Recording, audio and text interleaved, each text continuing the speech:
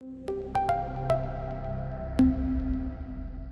think there's been more people talking across differences on this issue.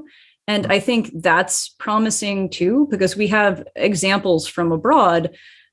Take Ireland, for example, which had a very polarized abortion debate for a time.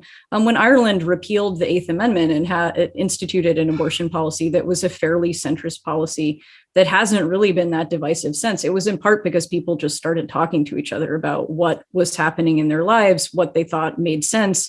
And I think that because this is a moment of tremendous instability and uncertainty, more of those conversations are happening. And I think that's often the way you begin to get to a less polarized, potentially more promising kind of solution.